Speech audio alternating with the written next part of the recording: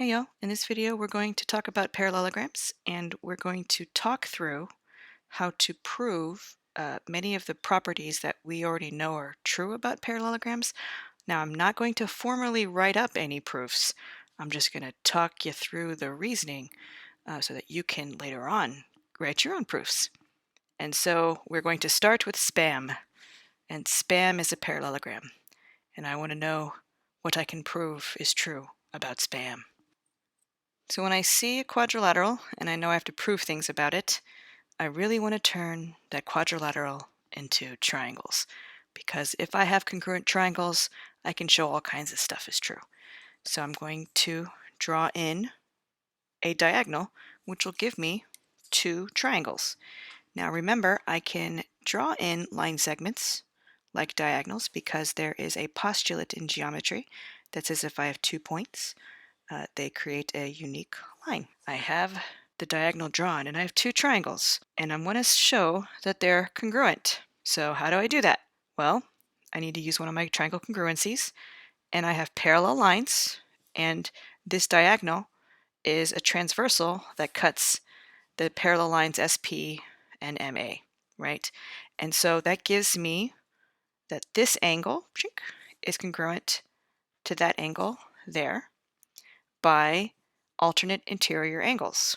Okay, now parallelograms have two sets of parallel sides, and so that also means that I can use these two parallel sides, the MS and the AP, and I can think of this diagonal as their transversal and get another set of alternate interior angles being congruent.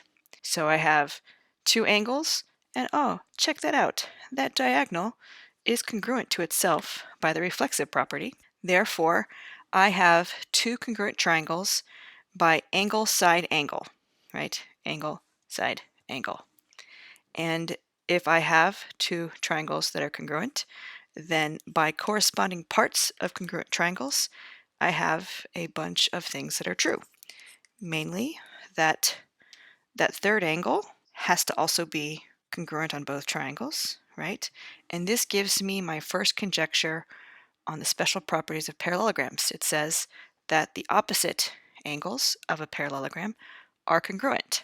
Now I can similarly draw the second diagonal in and use the exact same chain of reasoning to get angle P as congruent to angle M. In addition to congruent angles, I have a bunch of congruent sides.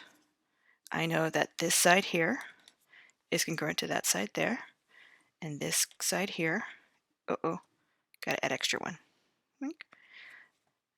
is congruent to this side here. And those sides and those angles are congruent by, remember, corresponding parts of congruent triangles are congruent. And so this gives me the second property I know is true about parallelograms, that opposite sides are congruent.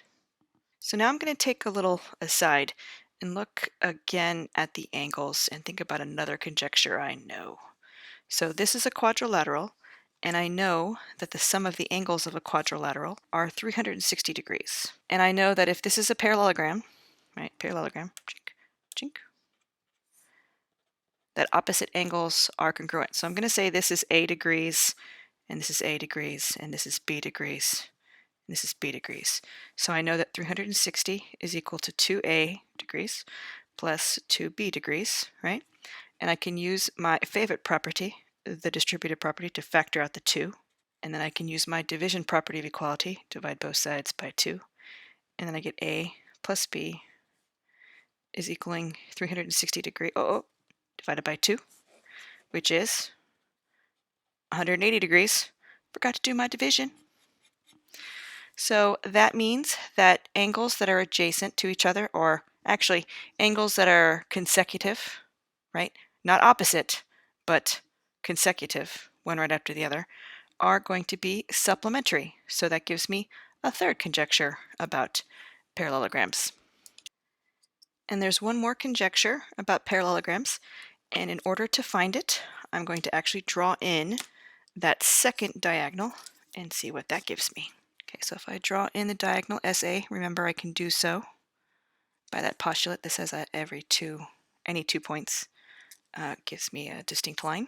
This other diagonal creates 4 triangles, okay? And they're not all 4 congruent to each other. I mean, that's pretty obvious.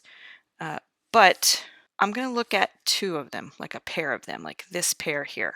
And I'm going to use that because I have an angle and a side, and an angle and a side. So if I can prove that these 2 angles here are congruent, then I have these 2 triangles being congruent. And so I can, of course, because remember, these parallel sides, right, the SM and the PA, are cut by this transversal here, right, the diagonal SA, which gives me that this angle, 1, 2, 3, 4, is congruent to this angle here, 1, 2, 3, 4. By angle, side, angle, I have this triangle is congruent to this triangle here. Put a dot at the intersection point, and I know now that this side length here, I have to use 4 dot 1, 2, 3, 4, is congruent to this side here, 1, 2, 3, 4, right? And then I also know that this side here, 1, 2, 3, 4, 5, 1, 2, 3, 4, 5, those are congruent, okay? So that means that that intersection point is the midpoint for both of those diagonals, which means the diagonals bisect each other. So in the end here, I get a drawing that looks crazy.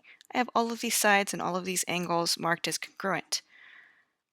And so if I have to go back and prove any one of the conjectures, this drawing, not super helpful. But remember what I did. All I did was I took my parallelogram and I added in diagonals, and I looked for congruent triangles. And when I found my congruent triangles, I used corresponding parts of congruent triangles are congruent, or CPCTC, to show that sides and angles were congruent. That's all I did. So let's review those conjectures that we kind of already knew were true before this video even began. That parallelogram opposite angle conjecture says that opposite angles of a parallelogram are congruent. Then we have C46, which is the parallelogram consecutive angle conjecture that says that consecutive angles of a parallelogram are supplementary. And this might be the one property you didn't know ahead of time. And then, of course, we have C47, parallelogram opposite side conjecture, that says the opposite sides of a parallelogram are congruent. And finally, the one about diagonals, C48, the parallelogram diagonal conjecture, that says the diagonals of a parallelogram bisect each other. So your task is to now go back and draw and mark diagrams for each of the conjectures individually.